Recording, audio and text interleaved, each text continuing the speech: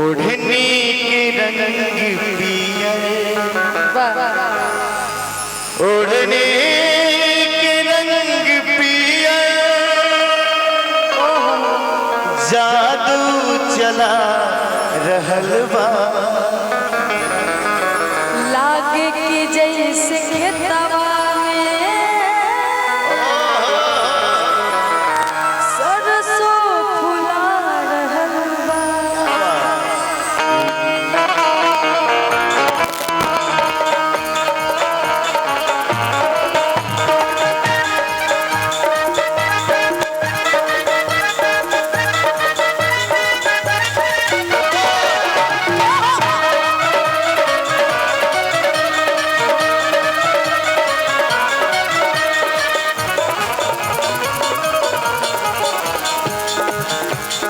ओढ़नी के रंग पियर, ओढ़नी के रंग पियर, ओढ़नी के रंग पियर, जादू चला रहल बा। लागे के जैसे खेतवा में, लागे के जैसे खेतवा में सरसों फुला रहल बा।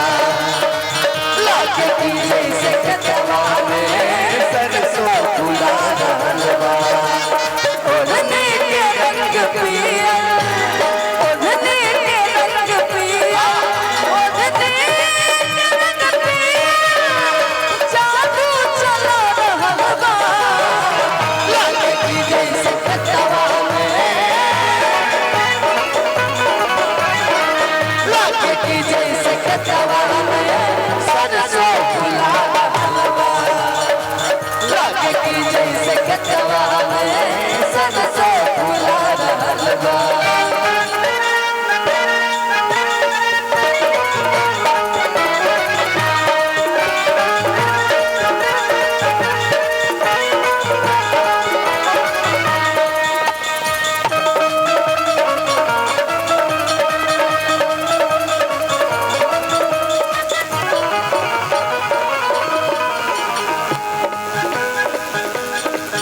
मारे हवा के झोंका, लहरे लखनल के सिया, फूल बन गइल बा, खुशबू से भरल दहिया।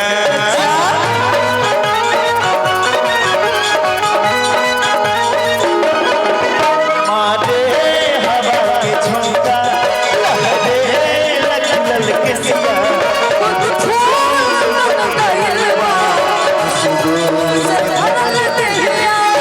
शरीर के बनावट बिजली गिरा रहल बा। लागे के जैसे खेतवा में, लागे के जैसे खेतवा में सरसों फुला रहल बा। लागे के जैसे खेतवा में सरसों फुला रहल बा।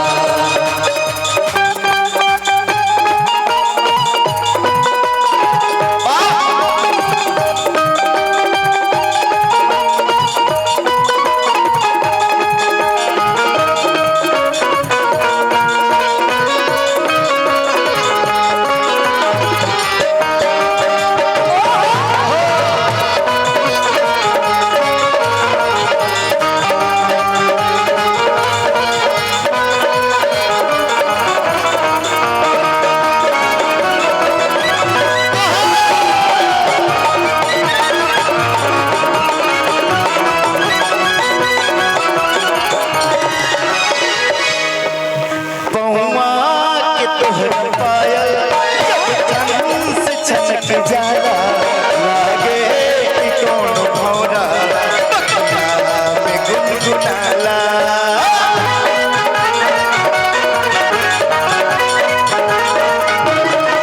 पहुआ के तोहर पायल जब छन से छनक जाला, लागे कि कौनो भौरा बखिया में गुनगुनाला। मुस्कान